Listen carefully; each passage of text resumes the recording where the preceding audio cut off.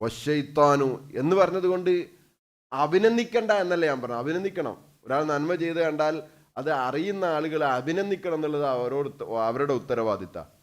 അഭിനന്ദിക്കുന്ന സമയത്ത് അഭിരമിക്കരുത് എന്നുള്ളത് ആര് ചെയ്യേണ്ട ഉത്തരവാദിത്തമാണ്? ഈ അവര് ചെയ്തോനും ചെയ്യേണ്ട കടമയാണ്. വശൈത്താൻ യൽബിസു അലൈഹിം ദാലിക വയഖൂൽ, ആ സമയത്ത് ശൈത്താൻ അപ്പൊ ഇതെല്ലാം നമ്മൾ വിചാരിച്ച് വന്ന് എന്നാ ഇനിയിപ്പോൾ അതൊന്നുമില്ല എന്ന് വിചാരിച്ച് നോട്ടിക്കാം നമ്മൾ. ഇനിയിപ്പോൾ ഇങ്ങനത്തെ ഒരു മാറ്റം എല്ലാം വരുത്തണം, ഇനി ഇങ്ങനത്തെ കാര്യത്തിൽ നിന്ന് ആര് പറഞ്ഞാലും മൈൻഡ് ചെയ്യരുത് എന്നൊക്കെ വിചാരിച്ചാൽ ശൈത്താൻ വരും വേറെ കോലത്തിൽ. യൽബിസു അലൈഹിം, അവൻ്റെ മേലിൽ കൺഫ്യൂഷൻ ഉണ്ടാക്കും. എന്നിട്ട് ഓനോട് പറയും, നീ എന്തിനാ അങ്ങനെ ചിന്തിക്കുന്നത്? ആളുകളൊക്കെ ഗർലുക്കും നസ്റു ദീനില്ല, നിന്റെ ലക്ഷ്യം എന്താണ്? അള്ളാൻ്റെ ദീനിൻ്റെ പ്രചരണമാണ്. വന്നിലാൽ അനിശറഇല്ലദീ ശറഅഹു റസൂലുള്ളാഹി സ്വല്ലല്ലാഹു അലൈഹി വസല്ലം, റസൂലുള്ളാഹി തങ്ങൾ പഠിപ്പിച്ചു എന്ന ശറഇനെ പ്രതിരോധിച്ച് അതിനെ പ്രചരിപ്പിക്കുക എന്നതാണ് നിന്റെ ലക്ഷ്യം. വതറൽ വായിൽ യമുന്നു അലല്ലാഹി തആല ബിനസീഹത്തിൽ ഖൽഖ്, എന്നിട്ടോ വതറൽ വായിൽ, ഈ ഉപദേശം നടത്തുന്ന ആള്, ഈ ദീനീ പ്രവർത്തനം നടത്തുന്ന ആളെ നിനക്ക് യമുന്നു അലല്ലാഹി ബിനസീഹത്തിൽ ഖൽഖി വഅലിഹി ലിസ്സലാത്തീൻ, ഈ നന്മ ചെയ്യുന്ന, ഈ സേവനം ചെയ്യുന്ന, ദീനീ പ്രവർത്തനം നടത്തുന്ന ആളെ അവൻ്റെ മനസ്സിൽ എന്തുണ്ടാകും? അവന് യമുന്നു അലല്ലാഹി തആല, ഓൻ അള്ളാഹു തആലാൻ്റെ പേരിൽ ഞാൻ അള്ളാഹിൻ്റെ ദീനിനു വേണ്ടി സേവനം ചെയ്ത ആളാണ്. അതുകൊണ്ട് നമ്മൾ ഒരാൾക്ക് വേണ്ടി ഒരു കാര്യം ചെയ്യുമ്പോൾ, ഒരു ദീനിനു വേണ്ടി ഒരു വിഷയം ചെയ്യുമ്പോൾ അതിനോട് നമുക്ക് ഉള്ളിലതാ ഞാൻ കുറേ ചെയ്തു എന്നൊരു ബോധം ഇവൻ്റെ മനസ്സിലേക്ക് വരും.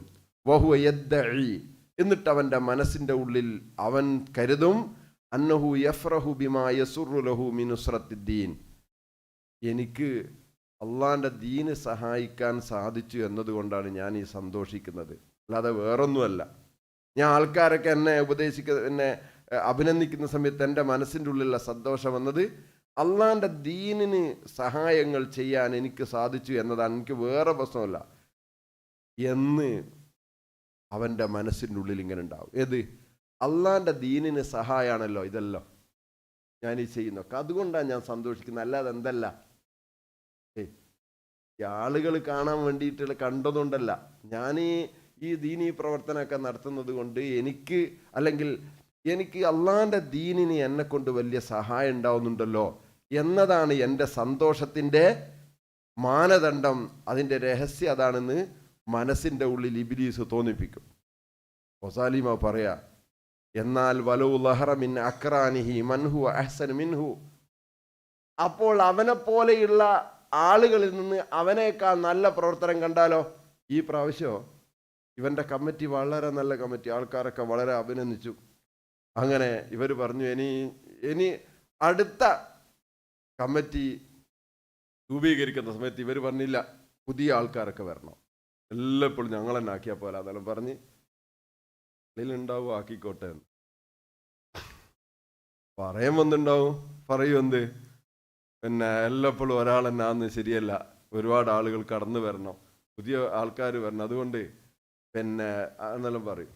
അപ്പോൾ ഈ കാര്യത്തിലാണ് പറയുന്നതെന്ന് വിചാരിച്ചിട്ട് എന്നാ പിന്നെ ആയിക്കോട്ടെ നമ്മൾ വേറെ ആളാക്കാന്ന് പറഞ്ഞ് ആക്കുകയും ചെയ്തു. അപ്പോൾ അയ്യടാ പോയല്ലോ എന്ന് മനസ്സിൻ്റെ ഉള്ളിലുണ്ടാവും. അപ്പോൾ നേരത്തെ ഇവനെന്താ ഈ സാഗര സംഘം പിരിച്ചുവിടുന്ന സമയത്ത് ഇവൻ്റെ പ്രസംഗം എന്താണ്?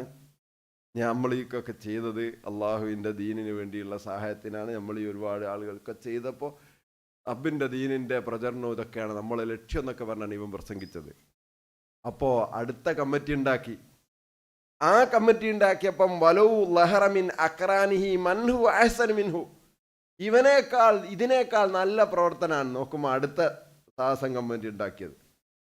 ഈ കമ്മിറ്റിയിൽ 50,000 ഉറുപ്പ്യാണ് ബാക്കിയുള്ളത്, അടുത്ത കമ്മിറ്റിയിൽ 1,00,000 ഉറുപ്പ്യ ബാക്കിയായി വിറ്റത്തെ കൊല്ലം. അപ്പോൾ നേരത്തെ ഇവനെന്താ പറഞ്ഞത്? എനിക്ക് അള്ളാഹിൻ്റെ ദീനിനെ സഹായിക്കാനായി എന്നുള്ളതാണ് എൻ്റെ സന്തോഷം എന്നല്ലേ. അപ്പോൾ അള്ളാഹിൻ്റെ ദീനിന് എന്താണ് ഇപ്പോൾ 50,000ത്തിൻ്റെ സഹായം ചെയ്ത്, ഇപ്പോൾ 1,00,000 ആയില്ലേ. അപ്പോൾ ഇവൻ എന്ത് ചെയ്യണം? ആദ്യത്തേനേക്കാളും സന്തോഷിക്കണ്ടേ? എന്താ ഉണ്ടാവും ഇനി? ഇവ ഈ പിരിച്ചുവിടലിന് പോവുന്നില്ല ഇത് കേൾക്കാനാകത്തോണ്ട്. ഇവൻ രണ്ടാമത്തെ സഹസംഘത്തിന് പിരിച്ചുവിടൽ യോഗത്തിന് ഇവൻ പോകുന്നില്ല. കാരണം എന്താ അറിയോ, മറ്റൊരു 1,00,000 എന്ത് ബാലൻസ് വായിക്കുന്നത് കേൾക്കാനുള്ള ശക്തി അവൻ്റെ മനസ്സിനില്ല. കാരണം റിക്കാർഡ് ഭേദിച്ചു പോയില്ലേ, ഇവന്റെ റിക്കാർഡ് ഭേദിച്ചു പോയി. ഇവൻ കഴിഞ്ഞ പ്രാവശ്യം എന്താ വാദിച്ചത്, ഇവന്റെ പറഞ്ഞത് എന്താ, സ്വന്തം മനസ്സിനോട് ഇബ്ലീസ് പറഞ്ഞു കൊടുത്ത എന്താ, നീ സന്തോഷിക്കുന്നതെല്ലാം എന്തിനു വേണ്ടിയാണ്, നിന്റെ ദീനിന്, നിന്റെ അള്ളാന്റെ പള്ളിക്ക് മദ്രസക്കൊക്കെ വലിയ സഹായമല്ലേ നിന്റെ പ്രവർത്തനം, അതുകൊണ്ടാണ് നീ സന്തോഷിക്കുന്നത്. അല്ലാതെ നിനക്ക് വേറെ നിനക്ക് സ്വന്തമായിട്ടുള്ള ഒന്നുമില്ല, ലോകമാന്യമൊന്നല്ല എന്നാണ്. എന്നാൽ മഹാൻ ഒരു ചോദിക്കാണ്, വലോ ലഹറമിൻ അക്റാനിഹി മൻഹു അഹ്സൻ മിൻഹു, അവന്റെ കാലക്കാരിൽ നിന്ന് ഇതിനേക്കാൾ നല്ല പ്രവർത്തനം പ്രകടമായാൽ വൻസറഫന്നാസു അൻഹു, അങ്ങനെ ജനങ്ങൾ ഇവനെ അഭിനന്ദിച്ച ആൾക്കാരൊക്കെ അപ്പുറത്തെ ആൾക്കാരെ അഭിനന്ദിക്കാൻ തുടങ്ങിയാൽ വഖ്ബലു അലഹു അലൈഹി, അവരെല്ലാം പിന്നെ മറ്റോല മദ്ഹ് പറയാൻ തുടങ്ങിയാൽ സാഅദാലിക, ഓനത് വലിയ ടെൻഷനായി. വഗമ്മഹു, ഉള്ളിൽ ഉള്ളിൻ്റെ ഉള്ളിൽ ആ പ്രശ്നം പുറത്തു പറയൂല, ഭയങ്കര ടെൻഷൻ. അപ്പോ സ്വകാര്യമായിട്ട് വേറെ ആൾക്കാരോടെല്ലാം പറയും, അത് ഇപ്രാവശ്യം അത്ര ബാക്കിയായത്, കഴിഞ്ഞ പ്രാവശ്യം അരിക്ക് ഭയങ്കര വിലയായിരുന്നു. മനസ്സിലായില്ലേ? കയമക്ക് നമ്മൾ നടത്തിയ സമയത്ത് കയമക്ക് ഇത്ര പൈസ അല്ലല്ലോ, ഈ പ്രാവശ്യം അത്ര ഇല്ലല്ലോ, അതുകൊണ്ടാണ് ബാക്കിയായത്. അല്ലെങ്കിൽ ഇവൻ പറയും, കഴിഞ്ഞ പ്രാവശ്യം ഗൾഫുകാർ നാട്ടിലില്ല, ഈ പ്രാവശ്യം എല്ലാവരും നാട്ടിൽ വന്ന ദിവസം, അതുകൊണ്ടാണ് എന്തായത് ഇത്ര പൈസ ബാക്കി എന്ന് പറഞ്ഞാൽ എന്താ ഉദ്ദേശം, മനസ്സിലാകുന്നില്ലേ? തിരിയുന്നില്ലല്ലോ. ഇതൊന്നും നമ്മൾ ഈ നാട്ടിലോ ഈ അയൽവക്കത്തൊന്നും ഇല്ലാത്തതുകൊണ്ട് നമുക്ക് മനസ്സിലാകാൻ വലിയ ബുദ്ധിമുട്ടായിരിക്കും.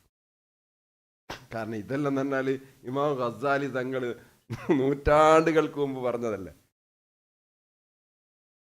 അന്ന് ഈ സാഹസൊക്കെ ഇല്ലാത്ത കാലത്ത് ഇതെങ്ങനെ ഇതെല്ലാം പറഞ്ഞത്? അല്ലാ, എത്ര 100 വർഷങ്ങൾക്ക് മുമ്പാണ് ഇതെല്ലാം എഴുതി വെച്ചിട്ടുള്ളത്. നോക്കൂ നിങ്ങൾ.